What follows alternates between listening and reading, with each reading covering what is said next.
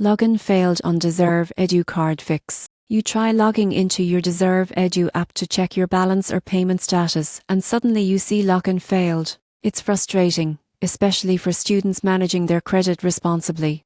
But the fix is usually quick and easy. Start by checking your internet connection. Deserve EDU requires a strong, secure network to verify your login. Try switching from Wi-Fi to mobile data, or toggle airplane mode on and off to refresh your signal. Next, make sure the app is updated. Go to your App Store or Google Play, search for Deserve EDU, and tap Update if an update is available. Outdated versions often cause authentication issues. Now, manually type in your login credentials instead of relying on saved passwords. Even an extra space or outdated password can trigger a failed login. If it still doesn't work, use Forgot Password to reset it safely. Clear your app's cache to remove any corrupted session data. On Android, go to Settings, Apps, Deserve Storage Clear Cache. On iPhone, delete and reinstall the app. This refreshes everything. If you're using Face It or fingerprint login, try disabling it temporarily and log in manually once.